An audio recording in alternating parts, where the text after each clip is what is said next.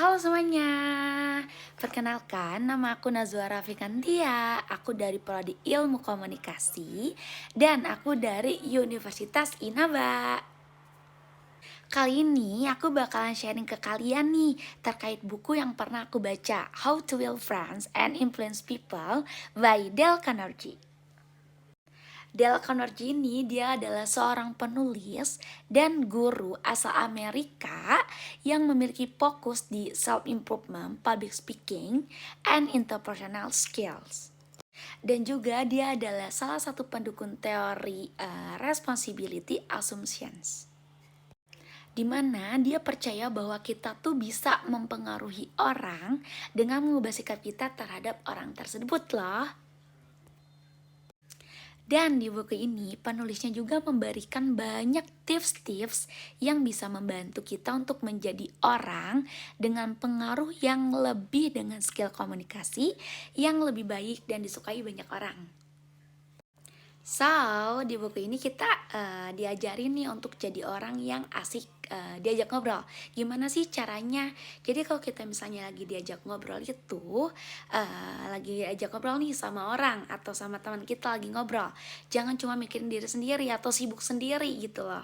So, jadi kamu tuh harus tunjukin kalau kamu itu benar-benar tertarik apa yang dia omongin. Di ibaratnya tuh kayak kamu tuh lagi ngedate sama orang spesial gitu.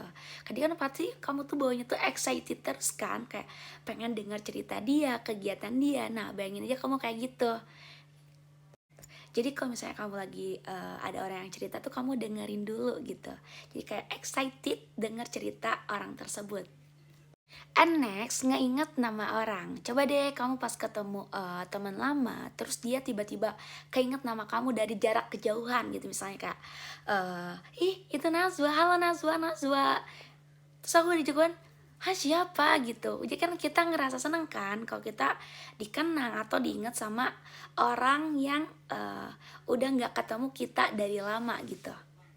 Nah, jadi kalau kita ingat nama orang itu, tandanya kalau kita tuh menghargai mereka atau kita tuh dikenang sama mereka. Oh iya, dia masih kenal sama aku nih. Seneng banget deh. Padahal kita udah gak ketemu lama loh. Padahal kita dari SMP sampai sekarang dia masih inget aku. Pasti dia seneng banget gitu karena masih ingat dengan nama dia. Next, ngasih pujian yang tulus. Siapa sih yang gak suka dipuji? Tapi ingat, jangan asal puji ya. Harus tulus dan spesifik. Misalnya kayak ada orang atau teman kamu lagi pakai baju yang bener-bener warnanya bener-bener bagus. Misalnya lagi pakai baju warna pink atau warna kuning atau warna biru misalnya. Ih, kamu kok pakai baju itu bagus banget. Kelihatan ke wajah kamu tuh jadi lebih cerahan. Jadi kan yang dipujinya tuh ngerasa kayak senang.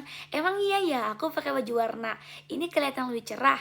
Nah kayak gitu, jadi pasti dia ngerasa senang gitu, kayak oh iya aku pakai ini jadi ngerasa lebih cerah. Jadinya tuh dia jadi lebih pede lagi juga. Dengan kita ngasih pujian ke orang juga, jadi yang misalnya orang itu tuh lagi sedih atau orang itu tuh lagi ada problem misalnya ya, kalau kita puji kita tuh jadi kayak lebih teman kamu jadi lebih kayak senang gitu.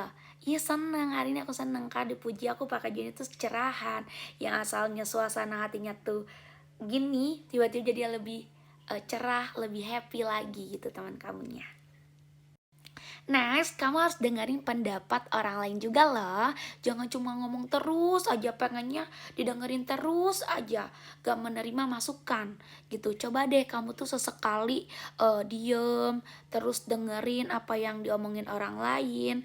Atau kamu tuh dengerin pendapat orang lain. Siapa tahu ada ide-ide yang keren kan, yang bisa kamu ambil. Atau ada masukan yang bagus gitu buat kamu biar masalah kamu tuh jadi lebih ringan gitu. Kan siapa tahu gitu lah. Jadi harus dengerin apa pendapat orang lain. Kamu cerita, kamu harus mau dikasih pendapat gitu lah, dikasih masukan sama teman yang udah dengerin cerita kamu. Gitu lah ya. Dan yang terakhir, ngubah pikiran orang lain tanpa bikin mereka itu marah. Hah? Mana bisa nih, ini nih yang paling susah nih ya. Tapi tenang aja, tenang aja.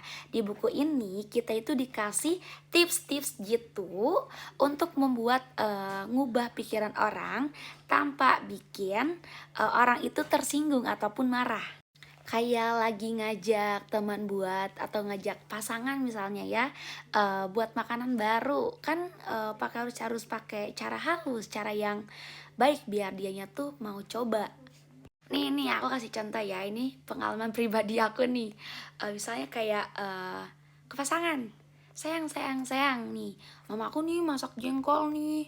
Ini makanan favorit aku loh, ini enak banget. Tapi dia jawabnya gini, ih tapi aku nggak suka jengkol. Terus aku kan bilang, kamu udah pernah coba belum? Kalau belum coba, cobain dulu, pasti kamu suka deh.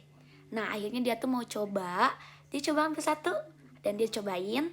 Tanggapannya apa? Responnya dia apa? Ih, ternyata enak nih. Akhirnya apa? Sampai sekarang dia suka loh. Nah, jadi harus ngasih apa? Ngasih ataupun ngejelasinnya tuh dengan secara halus dan baik gitu. Jadi orang yang kita, misalnya kita kasih makanan yang baru, jadi dia tuh mau coba untuk makanan tersebut dan akhirnya pada akhirnya dia suka sama makanannya. Di buku ini tuh termasuk ke dalam komunikasi introvert. Karena di dunia nyata kan kita nggak bisa hidup sendiri nih, kita butuh interaksi sama orang lain, baik di lingkungan kerja, pertemanan, ataupun keluarga. Nah, buku ini tuh banyak kompas yang ngarahin kita supaya bisa punya banyak teman, dihormati, dan sukses dalam hal apapun yang kita lakukan. Kenapa buku ini dibuat? Karena biar semua orang yang pengen punya kehidupan sosial jadi lebih baik lagi. Gitu ya. Oke semuanya, sekian dari aku. Thank you for watching. Bye bye.